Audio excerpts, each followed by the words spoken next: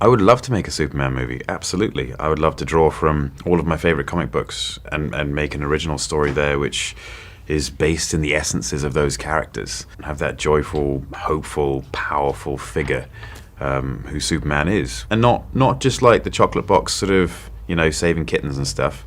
A little bit of that, absolutely, but also the badass version of Superman. Superman who you see his raw power, but you see it in the protection of other people. And that's the kind of stuff I would love to do. Yes, I could wax lyrical. I watch so you don't have to. All I'm offering is the truth, nothing more. Being a DC fan in the modern era is an absolute roller coaster of emotions. There are many highs, but there are twice as many lows. But one thing has always remained the same. There is one thing that many people can agree on, regardless of which side of the fandom they stand on. That being put quite simply, Henry Cavill's Superman deserved better. Goddamn right, that's the only way I work, Cap. I think it says a lot that a longtime fan of the brand, such as myself, is more excited at the prospect of seeing a movie that I will probably never see than I am of seeing a movie that we are definitely going to see.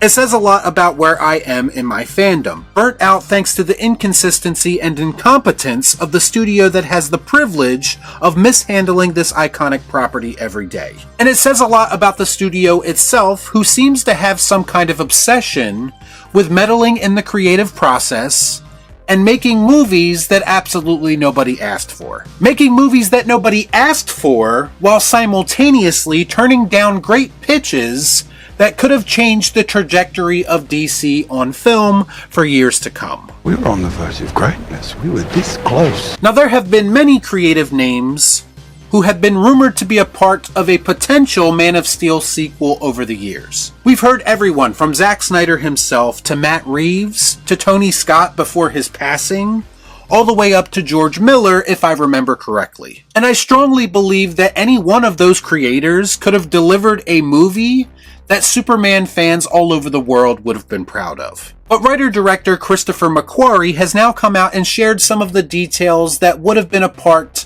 of his potential Man of Steel sequel. And it has a lot of fans salivating at the thought of what could have been. Now, to be fair, it's not great timing after the underwhelming final movie in the Mission Impossible franchise. But when you consider that Christopher McQuarrie has been involved with more than a few banger Mission Impossible movies, I'm going to take the final reckoning as a blip rather than a trend. In a recent interview, McQuarrie revealed what his Man of Steel 2 could have looked like. He stated that the opening scene of his Man of Steel sequel was similar to the one in Pixar's Up with no dialogue. The first 5 minutes of the movie was a setup.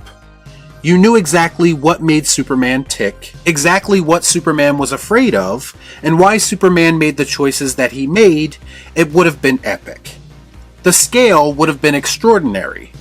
I don't think you need to live in the shadow of Donner's Superman or John Williams' score. Christopher McQuarrie, you beautiful bastard, you get it. If only someone at WB had the foresight to recognize your genius. But let's face it, that's never been something that they were very good at, so I guess we're asking for a lot. First of all, modeling your opening scene of your Superman movie after the highly emotional and exceptionally written opening scene of Up is not a bad strategy. In fact, based on what I'm envisioning, it would have been a montage of sorts that could have potentially answered a lot of questions that some of Man of Steel's biggest critics had. It's almost as if patience is very important when it comes to telling and absorbing complex character and story arcs. Who knew? Nobody likes a smartass, alright? I have no doubt in my mind that McQuarrie's Superman movie would have been just as epic as he suggests it would be. Think about this, even his worst effort in the Mission Impossible franchise had a very grandiose feel to it. We could have used some of that energy over at DC to help them keep the momentum rather than just settling for Marvel's leftovers. I think the most important thing that he said is how you don't need to live in the shadow of Richard Donner's Superman or John Williams' score. Listen, we all love and appreciate those legends, that goes without saying. But you would think that a new era of Superman movies would want to strive to carve its own path in cinematic history. That makes sense. And this is one of my biggest issues with James Gunn's upcoming Superman reboot, because the movie already feels like it doesn't have an identity of its own. It feels like a Frankenstein's monster of a movie stitched together from parts of other Superman movies. Specifically, Richard Donner's Superman, so again I have to ask the question, what exactly is so interesting about that? I don't know about anybody else, but for me personally, I don't want to see a retread of something I've seen before. I want to see something that excites me creatively, from a storytelling perspective and from a character perspective. And Chris McQuarrie sounds like he was willing to push the envelope in new and exciting directions. And that, to me, would have set his Superman movie apart from all other Superman movies before him. Maybe even apart from Zack Snyder's Superman movie that preceded this one. McQuarrie also discussed how Green Lantern would have been included in his film, saying, quote, "I suddenly realized how they had amazing similarities, which also allowed for amazing conflict and an amazing universe-expanding resolution." Shut up and take my money. This could have also potentially led to Christopher McQuarrie's rumored Green Lantern Corps movie as well. Maybe it's Tom Cruise as an aging Hal Jordan wasn't quite as far-fetched as we all thought. So what we have here is an epic Superman sequel with Henry Cavill returning to the role, a story that would have further developed the character in a highly emotional way, and would have also had the universe-building inclusion of Green Lantern, and WB for some reason turned it down for this. What the hell am I looking at?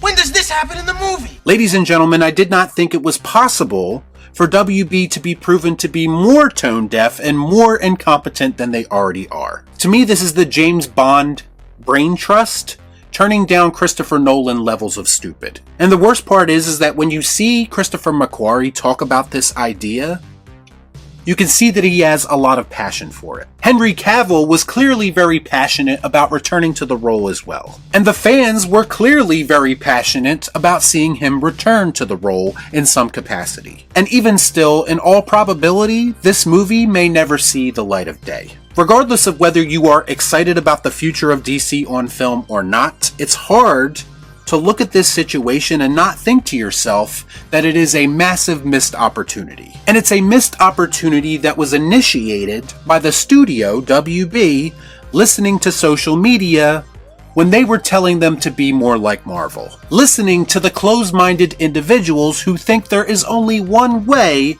to make a superhero movie. People who have no concept of variety and versatility in storytelling when it comes to their coveted comic book movies. I'll finish this all off with a legendary quote from Christopher McQuarrie himself, who once said, "The studios have never cared for my original ideas. They prefer that I fix their broken ones." And that, my friends, is the comic book movie genre as it stands right now in a nutshell. Reactionary filmmaking that seeks to fix all of the problems that the studio themselves created, rather than being ahead of the curve and trying to push the genre in new and exciting directions. Y'all be cool. Right on.